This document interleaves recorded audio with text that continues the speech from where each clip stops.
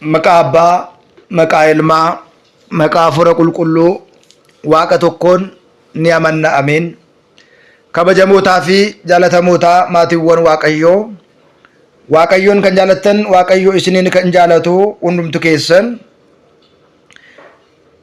akkam jirtu, akkam yoo nageessanii, akkamiin turtanii? Guyyaa har'aatiin kan nu ga'e galanni ulfinni isaaf haa ta'u. ክርስቶስ ትንሣኤ ሙታን በአቢይ ኃይሎ ስልጣን አሰሮ ለሰይጣን አጋዞ ለአዳም ሰላም እዝስ ኮነ ፍስሐ ወሰላም ክርስቶስ ዱአቲ ከየሁምናፊ አንጎ ኢሳቲን ሰይጣን ኒ ሂዳሜ አዳም ኒ ብልሶሜ ከነቦዴ ነጋፊ ገመቹቱ ተኤ ዋቀዮን ከንጃለተን ዋቀዮ እስኒን ከንጃለቱ ሁንዱምት ኬሰን ሆርዶፍቶኒ ቶራ ሚዲያ ዶግማቱቢ biyya keenya Itoophiyaa, biyya keenya alammoo biyyoota garaagaraa teessanii hordofaa jirtan akkam jirtu, akkam yoo nageessanii, akkamiin turtanii? Guyyaa har'aatiin kan nu ga'e galanni ulfinni isaatiif haa ta'u. Akka fedhaa fi jaalala Waaqayyootti barnoota keenya tibba du'aa ka'umsaa yookiin immoo samoona tinsaa'ee guyyaa sadaffaa immoo roobii maal akka jedhamu waliin ilaalla. Guyyaan jalqabaa maayidoot guyyaan lammaffaa Toomaas jenneerra. Guyyaan sadaffaa immoo maal jedhama jennee gaafa ilaallu Alaazaar jedhameetu beekamaa jecha. Alaazaar maaliif jedhame? Alaazaar isa kamidha jennee gaafa ilaallu guyyaa kana immoo du'aa ka'umsii fi jireenya kan ta'e Kiristoos Alaazaar erga du'ee awwaalame guyyaa afuriin booda kaasuu isaa hinaaffaaf dabarsanii kennuudhaaf sababa irratti barbaadu Kiristoosiitiif sababa kan ta'e Alaazaar ta'uusaa, du'uu gooftaatiif sababa kan ta'e wantoota gurguddoo keessaa tokko waa'ee Alaazaar du'aa kaasuu Kiristoosii jecha.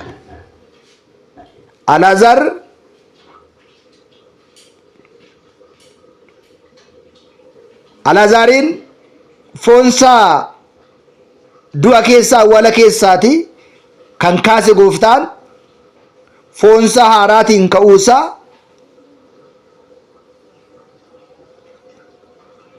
duuni isa hambisuu akka hin dandeenye Waaqayyo ta'uusaa uumama hundumaatti agarsiisuu isaatiif du'aa ka'umsii fi jireenyi anadha, kan natti amane hunduu ni ka'a kabajaatiin jechuudhaan fakkeenya guddaa kan itti barsiise waa'ee du'aa ka'uu Alaazaar fannifamuu Kiristoosiifis sababa guddaa kan ta'edha jecha. Akkuma beekamu seenaan Alaazaariin gaafa ilaallu Maariyaamii fi Maartaa mandara Biitaaniyaa keessaa kan ta'e obboleettii Maariyaamii fi Maartaa biyyi isaanii, gandi isaanii mandara Biitaaniyaa kan ta'e maqaan isaa Alaazaar kan jedhamu nama tokko seenaan isaa yeroo baay'ee ni himama. Maariyaam gooftaa shittuu kan dibde, luka isaas kan dhiqxe, rifeensa ishiitiin kan haxoofte turtee jedha. Obboleessi ishee Alaazaar Maariyaam asirratti Maariyaam isheen gooftaa luka dhiqxe shittoodhaan mataa isaa irratti naqxee luka isaa dhiqxee imimmaan ishiitti luka gooftaa dhiqxe obboleettii Alaazaar akka isheen taate sirraatti barachuun barbaachisaadha. Alaazaaris dhibamee waan tureetiif kanaaf obboloonni isaa yaa gooftaa, michuun kee, jaalleen kee ati jaalattu Alaazaar dhukkubsateera jedhanii gara gooftaatti yoo ergan iyyuu kun ta'uu hin dandeenye. Kiristoosis ture Alaazaar erga boqote, erga guyyaa 4 ta'e booda dhaqee jedha. Asirratti maatiiwwan Waaqayyoo du'aa fi ka'umsi Kiristoos ta'uusaa barsiisuudhaaf, kan du'an du'a keessaa kaasu aangoo aaboo kan akka inni qabu agarsiisuudhaaf Kiristoos kana godheera. Iyesuus dhaga'ee dhibeen kun ilmi Waaqayyoo isarratti akka inni kabaja argatuuf malee, kabaja Waaqayyootiif malee du'aatiif miti jedhee deebiseera. Iyesuus Maartaa fi obboleettii ishee Maariyaam akkasumas Alaazaariin ni jaalata ture jedha.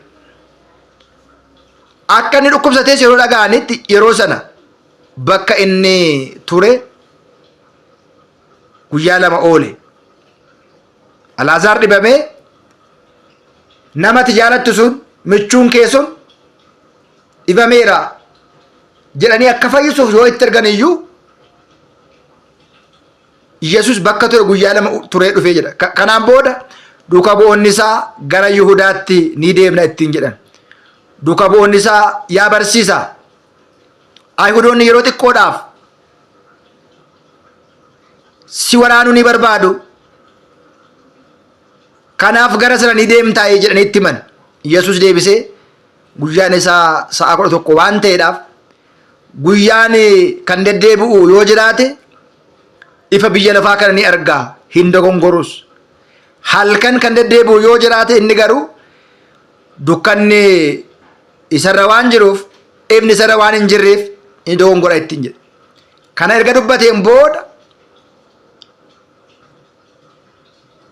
gara Alaazaar deemee michuun kee jaalleen kee sun ciiseera malee isa hirriba keessaa kaasuu nan deemaa ittiin jedhe. Egaa duuka bu'oonni gooftaa ciise soo ta'e ni fayyaa jedhanii gaafatan. Kana jechuun du'eera soo ta'e ni fayya jechuun gaafatanii jedha. Yesus waa'ee du'a isaa dubbatee isaan garuu irriba rafuu akka inni dubbate itti fakkaate. Yeroo sana Yesus ifatti Alaazaar du'ee akka inni du'es bakka sana waan hin jirreef waa'ee keessa nan gammada gara isaatti haa deemnu ittiin jedhe. Didimoos kan jedhaman Toomaas hiriyoota isaatii waliin isa faana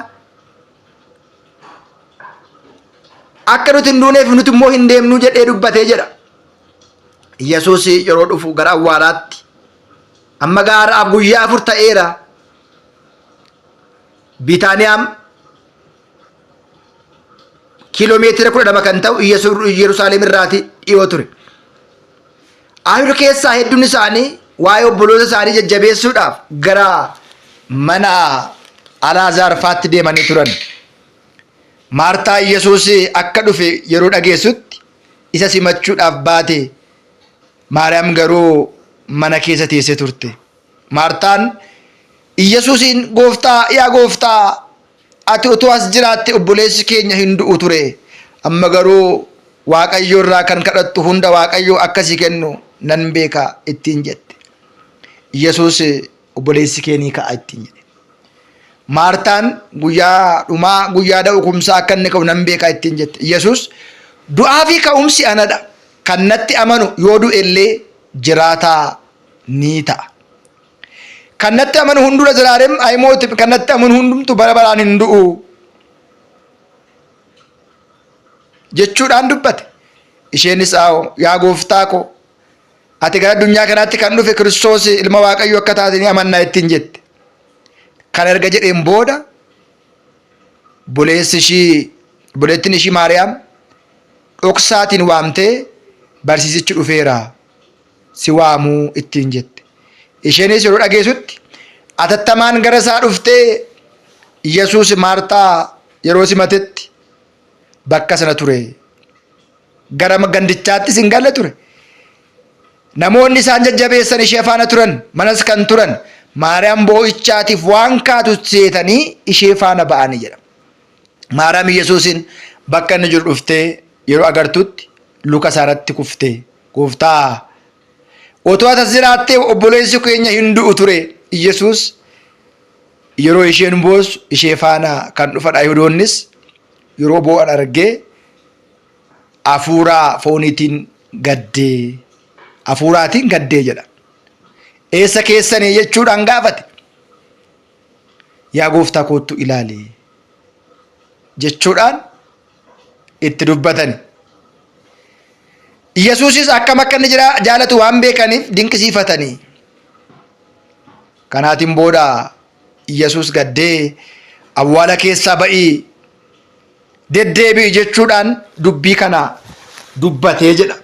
Egaa torbeen kun sanaan booda guyyaa Alaazaar jedhameetu beekama. Inni guddaan Alaazaarii fi Kiristoos walitti dhufeenya bal'aa kan qaban. Maariyaamii fi Maartaan immoo Kiristoosin kan jaalatan, hunda darsa garuu Alaazaariin Kiristoos kan jaalatu guyyaa kana iccitii du'aa ka'umsa namni fooniin du'ee akka inni hin hafne, namni fooniin du'e lubbuun akka inni ka'u, duuni Kiristoos irratti aangoo akka hin qabne, kan itti amanu illee yoo du'e jiraata akka inni ta'u asirratti barnoota guddaa gooftaan keenya qorichi keenya Iyesuus Kiristoos barsiise. Kan natti amane yoo jiraate yoo du'e illee fooniin yoo du'e illee kan natti amane yoo jiraate fooniin yoo du'e illee jiraataa ta'a, ni mul'ata. Du'aa ka'umsi fi jireenyi anadha. Ajjeesus jiraachuus kan danda'u, kan natti amane immoo yoo du'e illee jiraata bara baraa ta'a jedhee Kiristoos waa'ee Alaazaariin du'a keessaa kaasuusaa asirraatii baranna. Ayhuudoonni baay'ee kan nama danqu garuu guyyaa fannifamuu isaa akka ragaa fi akka sababaatti isarratti kan barbaadan keessaa tokko waa'ee du'uu Alaazaarii fi Alaazaarii du'a keessaa kaasuu Kiristoos sababa du'uusaa isa tokko keessaa tokko Alaazaariin du'a guyyaa sanbataa dhibamtoota fayyisa Alaazaariin du'a keessaa kaase jedhee ragaa kana kaa'eera. Garuu Alaazaar guyyaa fannoo sana Kiristoos jaamaa ija bane gooboo diriirse warreen du'an du'a keessaa kaase dhibamtoota fayyise malee gochaa inni godhe hin jiru, yakka hin qabu jedhee addunyaan Kiristoosii ragaa ba'uu hin dandeenye jecha. Kiristoosiitiif ragaa ba'uu akka hin dandeenye asirraati barachuu fi hubachuun hunduma keenya nu barbaachisa jechaadha. Egaa waan beeknu ni dubbannaa, waan agarre ragaa baana, waan nageenye inni raggaasisna akkuma duuka bu'oonni jedhan kan agarre ragaa ba'u, kan nageenye raggaasisu, waan hin agarreef waan hin dhageenye immoo hin dhageenye hin agarre jennee dubbachuun barbaachisaa ta'uusaa asirraati hundi keenya barachuun nurra jira. Alaazaar seenaan Alaazaar gaafa ka'u egaa obboloonni isaa hin xiraa erga du'e guyyaa 4 ta'eera jedhanii kan isaan dubbatan. Kiristoos garuu xiraawaa keenya danda'e Alaazaariin dhaqee du'a keessaa kaasee jireenya akka inni kenneef asirraati barannaa. Guyyaan sadaffaan roobiin Alaazaar jedhameetu